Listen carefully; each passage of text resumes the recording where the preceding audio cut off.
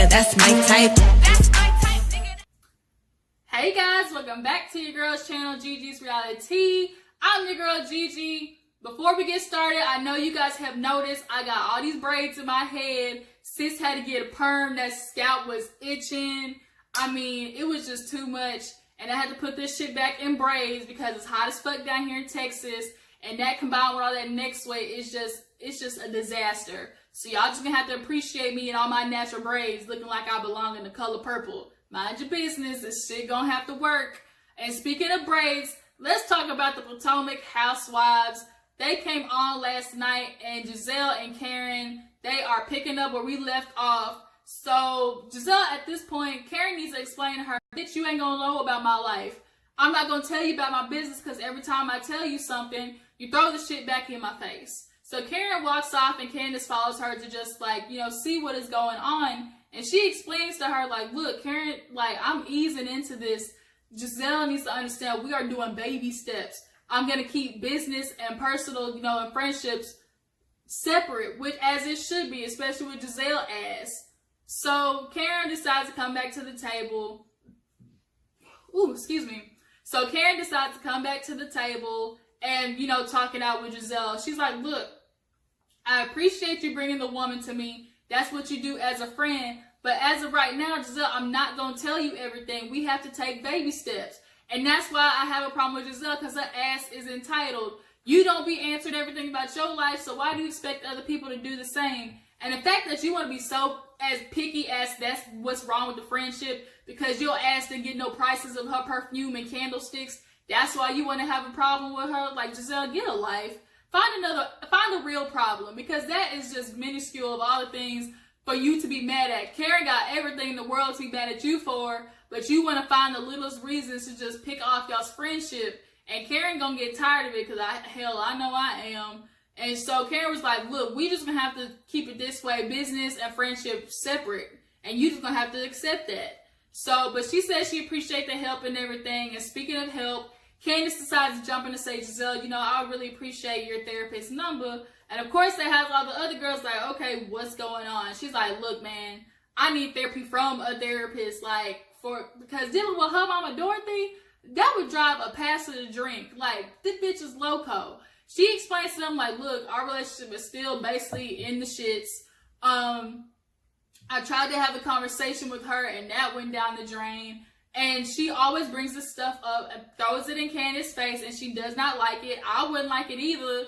But here it is. Apparently, she called her some choice words and hung up in the face, calling her a bitch and all whatnot and stuff. And she said, here she go with the teary eyes again. I need you to get a backbone when it comes to your mama, Candice. All this tearing up and crying, like, she gonna keep coming for you if you don't get no bass in your voice and tell that bitch what's up. Now, Dorothy, she is so selfish.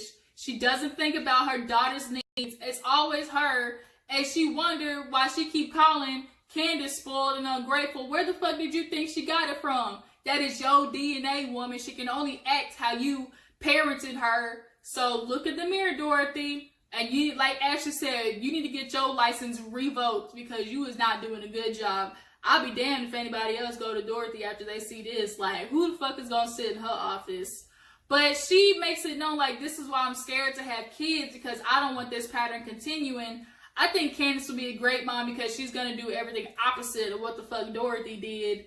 And Katie was like, look, you better call that girl a fucking bitch and hang up on her face. Now, Katie, you can do that where you from, but we can't do that with Dorothy. Now, first of all, Dorothy crazy. She might have a hell of a backhand. We don't know. And that's the type of shit that gets you shot when you talk to black mamas like that, especially ones that's a couple of screws loose. Candice, don't you listen to that girl and get your ass shot. Because Dorothy, I wouldn't put it past her, because she got some issues. So everything's winding down, and Candice, Gizelle, and Katie go to her suite. Gizelle decides to ask Candice, like, for advice on handling Karen. She's like, look, we all know Karen is going through some stuff right now. She lost both of her parents.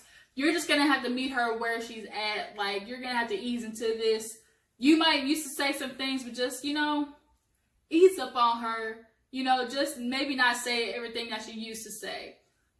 Katie brings up Ashley, like, so Katie ain't, Ashley ain't pregnant, and Candice was like, hell no, bitch, keep drinking. How the fuck she gonna, keep saying she want a baby and is steady drinking? And Gizelle was like, well, that don't have nothing to do with having a baby, but obviously, if she's saying she wants to change all these things and not doing it, like, I mean, obviously that's gonna be weird.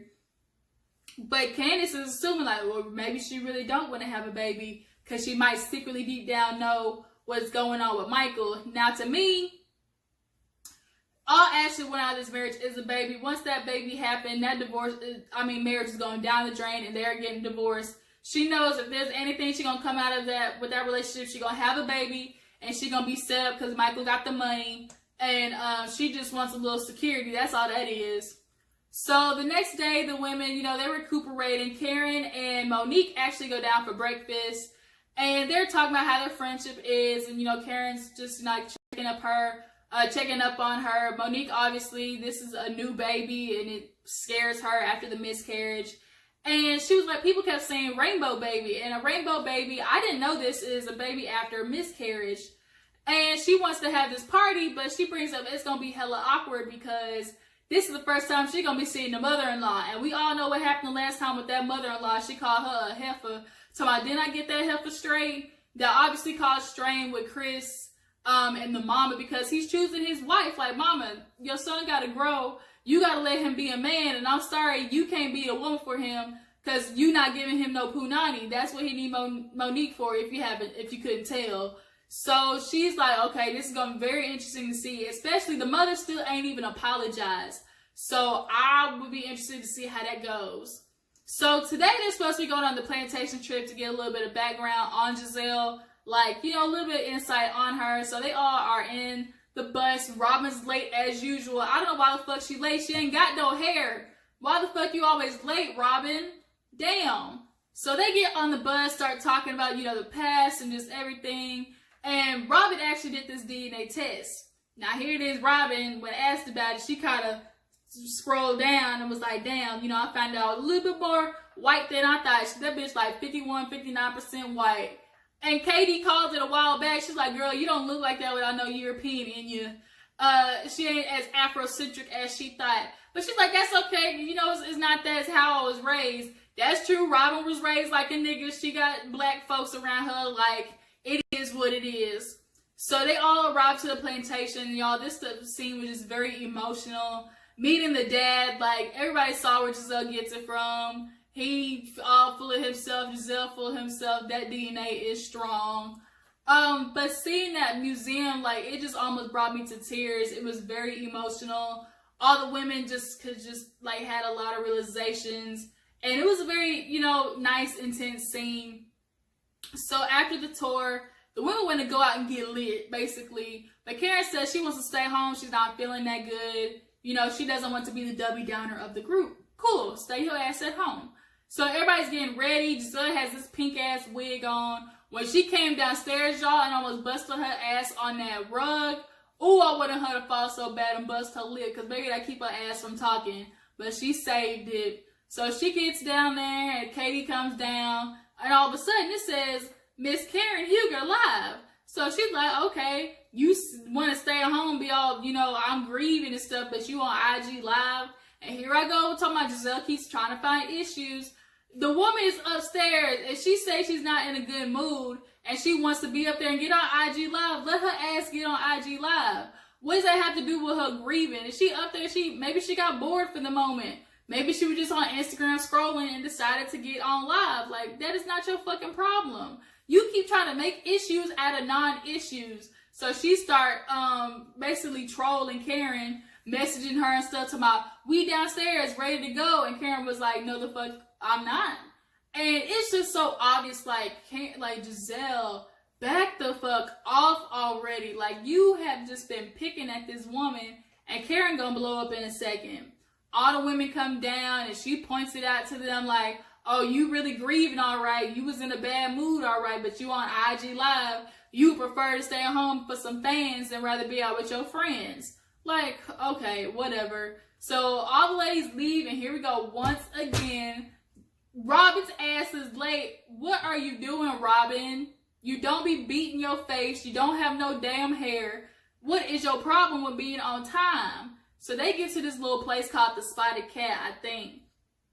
And the liquor starts flowing. They is taking shots back to back, and going ham. Ashley and Candice, you know, they become drunk buddies, dancing. Everybody's getting loose, feeling themselves. Robin finally shows up, and once again, all these hoes is liquored in. And at this point, everybody's feeling themselves, and they are ready to go back to the suite and keep turning up, basically. Gizelle out of nowhere came with just a stockpile of liquor, and all the women start drinking and stuff. Gizelle comes out with some damn beads. Now, y'all, this scene right here was too much. Ashley nipple come out. She gets a bead. And then Katie, I'm sorry, Katie. Come on, Katie. Katie. Did y'all see them titties flopping? Them empty ass airbags. Bitch, don't you ever show your titties unless you get a breast augmentation. She's like, I had 3 kids. Like, but damn, like, girl, them hoes was bouncing like stacks of rice. Like, oh my God. Just, oh, y'all, this shit was so bad. And just go get you a boob job. That's what you need to go do. It's time for you to just get a little judge. Just, hell, I'll give you some. But damn, Katie, don't you ever do that again. Keep your top on, all right? So here it is, the conversation. I know they ended up just started talking, about goddamn Candice. So it brought up that Candice, her ass is still fucking with a condom on her wedding night. Like, come on now, girl. Really, that's what you still doing? You married, it's okay to not have sex with a condom. And they talking about it smell like burnt rubber, girl. You be telling them too much. Like, don't be telling them all your business like that. And they're like, you can use some lube. Hell, you can, Candice. What is going on? And she talking about, I don't want to get pregnant. And there's birth control, new ring. Hell, there's a shot. Like, what the girl? What? You just like, there's all these options out here in the world, and that's what you want to do? I bet Chris mad as fuck. He tired of fucking with them condoms. He got a whole wife and can't even hit her raw. I mean, damn, Candice. So she's talking about not having a baby, and all of a sudden, this whole Ashley situation emerges once again because Gizelle, drunk ass, tells Ashley, well, you know, she don't think you want to have a baby for real. And Ashley was like, okay, so you don't think I want to have a baby? And Candice obviously gets put on the fucking spot. Thanks, Gizelle. Why people can't tell you nothing because you run your fucking mouth. And she was like, well, let me explain. I don't think, like, it's your main priority, I guess is how she want to put it. And all the other women kind of start taking Ashley's side, like, what does this have to do with her getting pregnant? Monique's like, hell, I've seen crackheads pregnant. And it's true, like, she was trying to be, you know, a little bit of Dr. Dorothy for a second. She can't help herself. That's how she was raised. That's Ashley called it, are you want to be Dorothy for a moment? You want to be my therapist? I mean, Candice can have her opinion of, you know, what she's thinking. But, I mean, let's not play no games. Like, you know, they always say, if you're trying to get pregnant, ease up on the alcohol. And Ashley has not been easing up on the liquor no time soon. But, you know, all the women kind of say, like, Candice, like, it's not really your place to say nothing. And she was like, it's just my opinion. When Ashley was like, you know what? What makes you feel like you can say something? You want to tell me how you feel in your opinion, whatever, and I don't never say nothing. And Candice had to put her in a place like, girl, Ashley, you the main one in everybody's business. As viewers, we know that Ashley can't stay her ass out of nobody else's business. She love running her mouth. She's like a fly, just taking one place to one place to one place, dropping just dimes on everybody's like life. Like, girl, you was all up on Monique last season, and Monique was like, you know what? It's great to see her getting her karma, but I also know what it feels like to be on that side. But she's appreciating the fact that basically Ashley is getting what she got. And I have no problem with it either. You want to sit there and point out shit for Monique. So now here's your turn to get that backlash. They start getting into it. Candice can't really explain herself because Ashley's going in. And then she turns it to, like, how are you going to say something about me drinking, a woman who you expect me not to be trying, a woman who's had a miscarriage? That's going to be everything I want to do. All I ever wanted was a family. And so it kind of ends right there. I mean, this obviously is going to affect their friendship, that they were doing good. She feels a little betrayed by her. But I mean, Ashley, it is your turn to get got. I'm sorry. You wanted to be running your mouth to everybody else, so everybody else gets to have opinions about you now. Unfortunately, I feel that way. And what? Okay? That part. So tell me what you guys think. I mean, is Candice in the wrong for voicing her opinion on Ashley's life? And do you think this is karma for what she did for Monique? You know, or to Monique last year, spreading the rumor about her being, you know, a drunkie, or, you know, possibly drunk driving and stuff like that. Do you think Gizelle really, is she really interested in being friends with Karen? I don't think so, but we just gonna have to see. That was it for the episode. Thank you guys for tuning in. Before you go, please hit that subscribe button and join the fam so you can keep up on your girls' uploads. And please like this video. I appreciate you guys for watching. All right, I'll catch you on the flip side. Deuces.